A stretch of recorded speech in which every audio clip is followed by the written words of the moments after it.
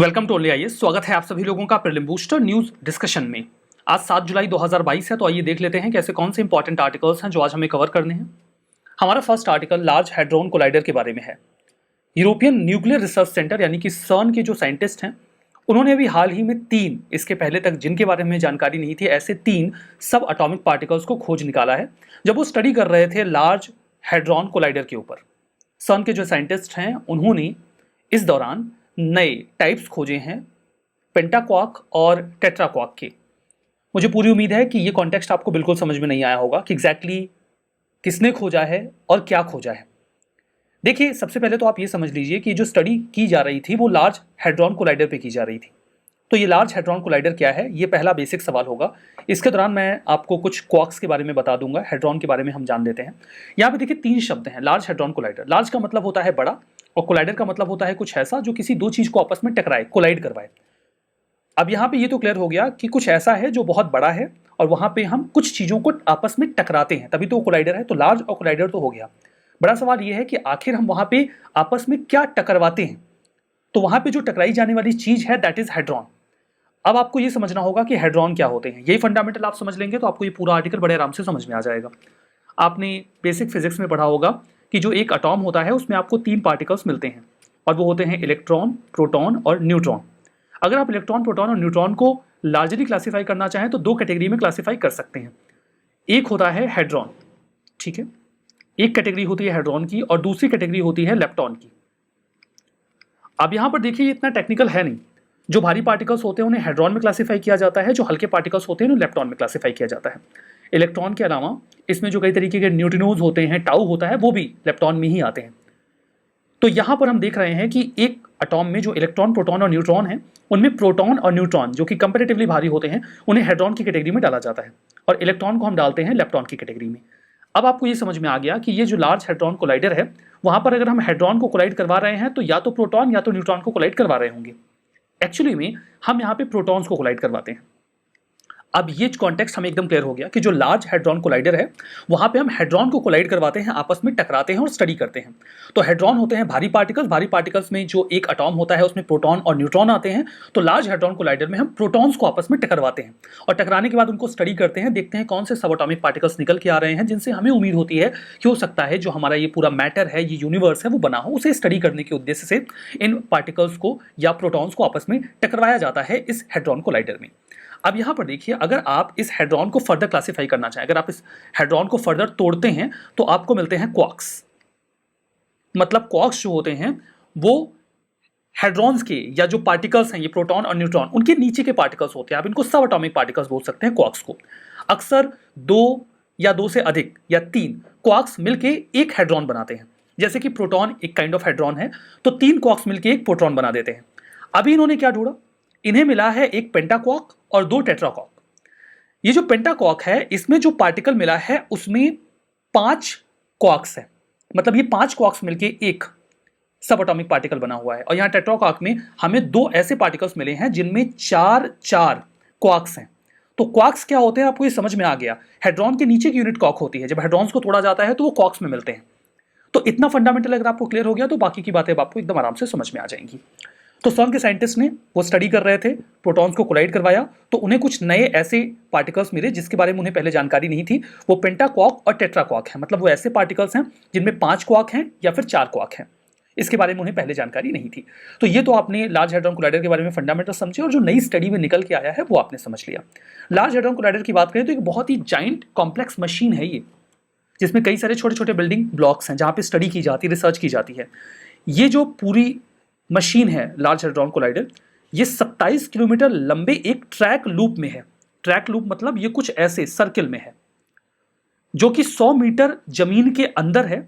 कहां पे है लोकेशन इसकी? इसकी लोकेशन स्विट्जरलैंड और फ्रांस के बॉर्डर पे है। मैप में देखिए, ये है स्विट्जरलैंड, ये है फ्रांस।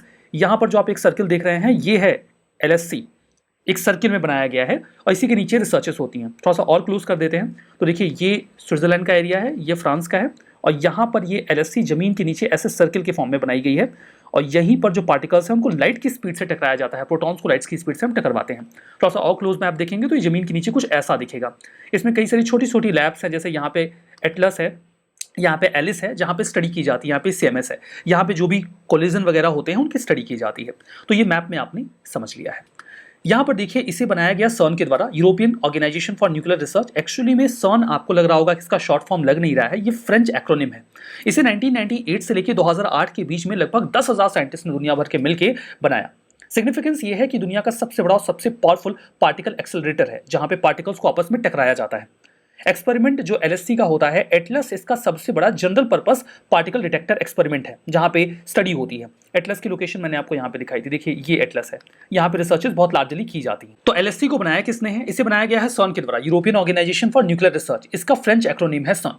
1998 से 2008 के बीच में 10,000 साइंटिस्ट ने मिलकर इस पूरे सर्न को बनाया, और ये दुनिया का सबसे बड़ा और सबसे पावरफुल पार्टिकल एक्सेलरेटर है, जहां पे पार्टिकल्स को आपस में टकराया जाता है। इसका सबसे बड़ा एक्सपेरिमेंटल लैब जो है वो एटलस है, जहां पे स्टडीज की जाती हैं। ये देखिए एटलस की लोकेशन है, मैंने आपको पहले भी यहाँ पे दिखाई दिया था। फर्दर 2012 में इसकी सबसे बड़ी डिस्कवरी रही, जहां पर खोजा गया हिग्स बोसॉन, जिसे गॉड पार्टिकल भी कहा गया, जिसके लिए पीटर हिग्स और उनके साथी फ्रैंकोइस एंगलर्ट को 2013 का नोबेल प्राइज भी दिया गया फिजिक्स का। हिग्स बोसॉन वो फंडामेंटल पार्टिकल है जिसके बारे में ऐसा माना जाता है कि वो मैटर को मास देता है। पहले ये एक हाइपोथेसिस था कि पूरा जो यूनिवर्स है वो मैटर से बना है, तो मैटर भी तो किसी चीज से बना होगा, उसके बाद यूनिवर्स बना होगा। तो जो सबसे फंडामेंटल पार्टिकल खोजा गया या एक्सेलरेटिंग फोर्स खोजा गया, दैट वाज हिग्स बोसॉन। ये वो फंडामेंटल पार्टिकल था जो मास देता है किसी भी मैटर को, जिसके बाद यूनिवर्स बनता है। अब यहाँ पर देखिए क्वार्क, पेंटाक्वार्क और टेट्राक्वार्क की बात कर लेते हैं जो न्यूज में आए। क्वार्क बेसिकली एलिमेंट्री पार्टिकल्स होते हैं जो 6 फ्लेवर्स में आते हैं, इनकी 6 वैरायटी आप कह लीजिए। यहाँ पे देखिए up, down, charm, strange, top और बॉटम, इनकी 6 वैरायटीज हैं। इन्हीं में से 2 या 2 से अधिक मिलकर एक पार्टिकल बना देते हैं। ये कंबाइन होते हैं आपस में तो हेड्रॉन बनाते हैं। हेड्रॉन क्या है? भारी पार्टिकल्स जैसे कि प्रोटॉन और न्यूट्रॉन। लेकिन अगर ये 4 में मिक्स हो जाएं तो उन्हें 4 क्वार्क या आप टेट्राक्वार्क भी बोल सकते हो, और अगर ये 5 में कोलाइड हो जाएं, आपस में 5 मिलकर बनाए, तो उन्हें पेंटाक्वार्क कहा जाता है। अभी जो हमें मिला है वो टेट्राक्वार्क और पेंटाक्वार्क में मिला है। ये जो एक्सोटिक हेड्रॉन्स हैं जिनके बारे में हमें पहले आइडिया नहीं था, इनको लगभग 6 दशक पहले थ्योराइज किया गया था कि ये होते हैं, और पिछले 2 दशकों से इसके बारे में काफ़ी कुछ रिसर्चेस चल रही हैं और समय समय पे हम इनकी जो स्टडी है वो करते रहते हैं। यहाँ पर देखिए जब हिग्स बोसॉन की खोज हुई थी 2012 में, तो 2013 में यूपीएससी ने इस पर प्रश्न पूछा था, और पूछा गया था कि इस डिस्कवरी की इंपॉर्टेंस क्या है। पहला तो ये था कि एलिमेंट्री पार्टिकल जो होते हैं S2Y एलिमेंट्री पार्टिकल्स है मास, जो भी एलिमेंट्री पार्टिकल्स होते हैं उनको मास हिग्स बोसॉन से मिलता है, ये पहला स्टेटमेंट था। दूसरा, इसकी मदद से हम एक मैटर को दूसरी जगह पर ट्रांसफर कर सकते हैं उनके फिजिकल स्पेस को बिना ट्रांसफर्स किए। और तीसरा था कि ये न्यूक्लियर फिजन में हमें बेटर फ्यूल देगा। ये दोनों स्टेटमेंट गलत थे, केवल पहला वाला सही था, और यही इसका सही आंसर था, मतलब इस पर प्रश्न पूछा जा चुका है। हमारा next article state startup ranking के बारे में है। 3rd addition state startup ranking का भी हाल ही में रिलीज किया गया ministry of commerce and industry के द्वारा। किसने कंडक्ट किया इस रिसर्च को? जरूरी सवाल है। Department for promotion of industry and internal trade ने 2018 में इस रैंकिंग की शुरुआत की थी। इसके माध्यम से स्टेट्स एंड यूटीज को हम सपोर्ट करते हैं कि उनके यहाँ जो स्टार्टअप का इकोसिस्टम है, नई नई जो इंडस्ट्रीज डेवलप हो रही हैं, उनको मदद दी जाए, बेस्ट प्रैक्टिसेस ऑप्ट की जाए, आपस में कंपटीशन भी बना रहे। रैंकिंग 2021 की जो है उसमें 7 ब्रॉड रिफॉर्म्स एरियाज को इवेलुएट किया गया है। कौन से हैं वो एरिया? सबसे पहले तो इंस्टीट्यूशनल सपोर्ट कितना मिल रहा है, इनोवेशन और एंटरप्रेन्योरशिप को कितना फोस्टर किया जा रहा है, मार्केट की एक्सेस कैसी है, इंक्यूबेशन सपोर्ट जहां पे मदद दी जाती है कि स्टार्टअप ग्रो कर सकें, फंडिंग सपोर्ट कैसा है, पैसे मिल पाते हैं कि नहीं, मेंटरशिप मिल रही है कि नहीं, और कैपेसिटी बिल्डिंग इनेबलर्स की हो रही है कि नहीं, जो मदद देते हैं स्टार्टअप्स को ग्रो करने के लिए। क्लासिफिकेशन की बात करें तो यहाँ पे स्टेट्स एंड यूटीज को 5 कैटेगरीज में क्लासीफाई किया जाता है। Best performer, top performer, leaders, aspiring leaders, emerging startup ecosystem. क्या निकल के आया? गुजरात और कर्नाटका बेस्ट परफॉर्मर रहे स्टेट्स की कैटेगरी में, मेघालय ने यूटीज की कैटेगरी में और नॉर्थ ईस्टर्न स्टेट्स की कैटेगरी में टॉप किया। यूटीज और नॉर्थ ईस्टर्न स्टेट्स को एक साथ क्लब कर दिया गया है इस पूरे कैटेगराइजेशन में। टॉप परफॉर्मर में रहे केरला, महाराष्ट्र, उड़ीसा और तेलंगाना। इसके बाद जम्मू एंड कश्मीर को टॉप परफॉर्मर में रखा गया यूटी और नॉर्थ ईस्टर्न कैटेगरी में। हमारा next article state ranking index for NFSA है। एनएफएसए का मतलब होता है नेशनल फूड सिक्योरिटी एक्ट, जहां पर पीडीएस के तहत लोगों को बेसिक जो नीड के लिए अनाज है वो दिया जाता है। हाल ही में union minister of consumer affairs, food and public distribution ने पहला एडिशन इसका रिलीज किया है। देखिए इसके पहले जो हमने रैंकिंग देखी, ये इसका 3रा एडिशन था ना स्टार्टअप रैंकिंग का, स्टेट स्टार्टअप रैंकिंग का। ये 2018 में शुरू हो गया था, जबकि जो state ranking index for NFSA है ये इसका पहला एडिशन है। पहली बार इसको हम इवेलुएट कर रहे हैं। इसे रिलीज किया गया ministry of consumer affairs, food and public distribution के द्वारा, जो पीडीएस का काम भी देखता है। इसका काम है कि ये एनएफएसए किस तरीके से इंप्लीमेंट हो रहा है, उसका स्टेटस एंड प्रोग्रेस क्या है, वो उसको देखते रहें, जहां पे वो राज्यों के साथ कंसल्ट भी करते रहते हैं। फोकस एरिया क्या है? देखिए, शुरू में तो अभी जो इनका फोकस एरिया है वो तो इसी बात पे फोकस्ड है कि नेशनल फूड सिक्योरिटी एक्ट को सही तरीके से इंप्लीमेंट कर रहे हैं कि नहीं, और उसमें जो फूड का डिस्ट्रीब्यूशन है वो अच्छे से हो पा रहा है कि नहीं। लेकिन भविष्य में हम इसमें फूड का प्रोक्योरमेंट और प्रधानमंत्री गरीब कल्याण अन्न योजना जो 2019 में शुरू हुई थी, जब कोविड आया था, जब एक्स्ट्रा अनाज दिया गया वल्नरेबल सेक्शन के जो लोग हैं उनके लिए, हम इसको भी बाद में इसमें कवर कर लेंगे। इंडेक्स को 3 पिलर्स में क्लासिफाई किया गया है। NFSA, national food security act, coverage, targeting और प्रोविजंस। दूसरा, डिलीवरी जो सिस्टम है वो कैसे काम कर रहा है, उसका प्लेटफॉर्म कैसे रन कर रहा है। और तीसरा, जो अदर न्यूट्रिशनल एक्टिविटीज़ हैं वो कैसे काम कर रही हैं। तो इन तीनों को कवर करके ये पूरा इंडेक्स तैयार किया जाएगा। सिग्निफिकेंस की बात करें तो इससे राज्यों यूटीज़ के बीच में एक कंपटीशन की भावना जनरेट होगी, वो आपस में कोऑपरेट करेंगे, एक दूसरे से सीखेंगे, और फूड सिक्योरिटी एंड हंगर से हम बेहतर लड़ाई लड़ पाएंगे। क्या निकल के आया? उड़ीसा ने टॉप किया है, उसके बाद नंबर उत्तर प्रदेश और आंध्र प्रदेश का है। ये तो जनरल कैटेगरी के जो स्टेट्स हैं उनकी रैंकिंग है। स्पेशल कैटेगरी स्टेट्स में, जिसमें नॉर्थ ईस्टर्न स्टेट्स आ जाते हैं, हिमालयन स्टेट्स आ जाते हैं और आइलैंड स्टेट्स भी आ जाते हैं। यहाँ पर देखिए, त्रिपुरा को फर्स्ट रैंक दिया गया है, हिमाचल प्रदेश और जो सिक्किम है उन्हें सेकंड और थर्ड पोजीशन रेस्पेक्टिवली दी गई है। तो ये तो एनएफएसए की रैंकिंग का मामला हो गया। हमारा नेक्स्ट आर्टिकल देश बिल के बारे में है। ये बिल अभी हाल ही में लाया जा रहा है, मानसून सेशन में इसे पार्लियामेंट में रखा जाएगा। ये इंपॉर्टेंट इसलिए है बिकॉज एक बहुत ही पॉपुलर एक्ट है, स्पेशल इकोनॉमिक जोन एक्ट 2005, ये इसको रिप्लेस कर देगा। और जो स्पेशल इकोनॉमिक जोन भारत में बनाए गए हैं, जिनको डब्ल्यूटीओ में कई बार चैलेंज किया गया कि इनमें जो सरकार इंसेंटिव्स देती है वो डब्ल्यूटीओ के नॉर्म्स के खिलाफ है, इसको अक्सर चैलेंज किया जाता रहा है डब्ल्यूटीओ में, ये उसको रिप्लेस कर देगा। और अब जो ये जोन्स क्रिएट किए जाएंगे, इनको स्पेशल इकोनॉमिक जोन नहीं कहा जाएगा बल्कि देश कहा जाएगा, development of enterprise and services hub. जब ये बिल पास हो जाएगा तब क्या फायदा होगा, ये देश क्यों ला रहे हैं, वही डब्ल्यूटीओ के रिजर्वेशंस हैं उनको एड्रेस करने के लिए हम इसका नाम बदल देंगे और कुछ रेगुलेशंस भी चेंज करेंगे। जैसे कि अभी तक जो भी कंपनीज स्पेशल इकोनॉमिक जोन्स में है, उन्हें अगर एसईजेड में होने का फायदा लेना है तो उन्हें नेट फॉरेन एक्सचेंज पॉजिटिव होना होता था। इसका मतलब ये है कि आप जितना इंपोर्ट करते हैं उससे ज्यादा एक्सपोर्ट करिए। लेकिन अब ये जो रिक्वायरमेंट है ये खत्म कर दी जाएगी जब देश बनाए जाएंगे तो, ठीक है। फर्दर, ये जो हब्स हैं इनमें जो ड्यूटीज इंपोज की जाती है, जैसे मान लीजिए आपने कोई प्रोडक्ट, आप एसईजेड में हो, आप देश के बाहर बेच रहे हो, ठीक है, आप देश के अंदर उस सामान को बेच रहे हो, तो जो फाइनल प्रोडक्ट है उस पर लगती थी ड्यूटी। अब यहां पर देखिए, जो ड्यूटी इंपोज की जाती थी, अगर आपने डोमेस्टिक मार्केट में अपना सामान बेचा है तो वो पूरे प्रोडक्ट पे ली जाती थी जब एसईजेड से आता था। अब जब देश बन जाएगा तो देश में केवल इंपोर्ट ड्यूटी, मतलब जो ड्यूटी है वो केवल उसी इनपुट पे लिया जाएगा जो आपने इंपोर्ट किया है, जो आपने भारत का ही इस्तेमाल करके बनाया है, उस पर आपको कोई ड्यूटी नहीं देनी होगी। मतलब आप सामान सस्ता बेच सकते हैं, आपको ज्यादा फायदा मिल जाएगा। इसमें इक्वलाइजेशन लेवी लगाने का प्रावधान है।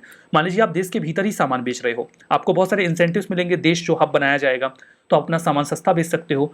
जो लोग उसके बाहर से बेच रहे हैं उनका सामान महंगा हो जाएगा तो उनका बिकेगा नहीं। तो एक इक्वलाइजेशन लेवी लगा के आपके सामान को भी थोड़ा सा महंगा कर दिया जाएगा, ताकि जो बाहर से लोग सामान भारत में बेच रहे हैं वो भी compete कर सकें, जो देश वाले हब में नहीं आ रहे हैं। अब देखिए, वही बात जो डब्ल्यूटीओ का था कि डायरेक्ट टैक्स इंसेंटिव्स नहीं दिए जाएंगे, जिस पर डब्ल्यूटीओ में अक्सर रिजर्वेशंस लिए जाते थे।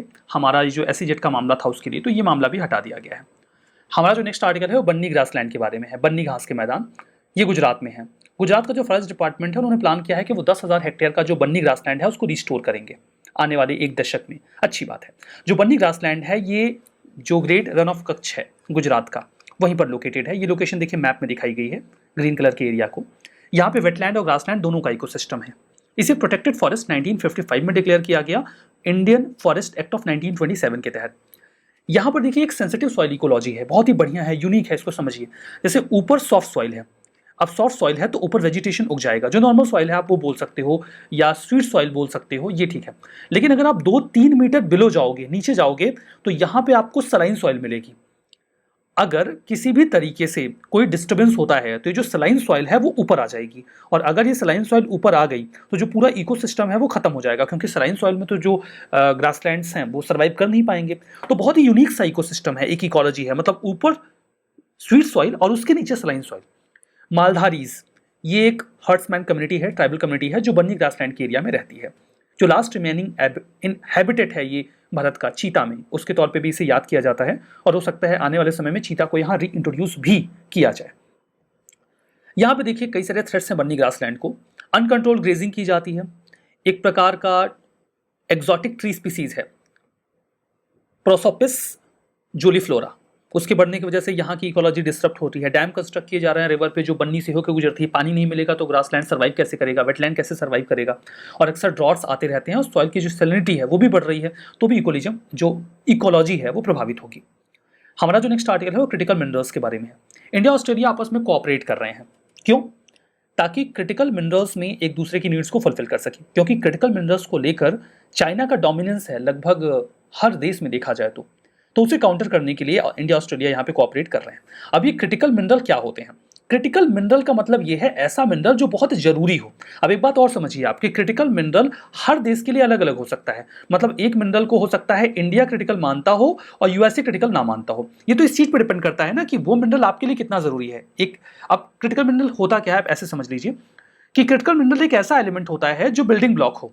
आज जो मॉडर्न डे की टेक्नोलॉजीज हैं, नए नए इक्विपमेंट बनते हैं, उन इक्विपमेंट को बनाने में उन मिनरल्स की नीड होती है।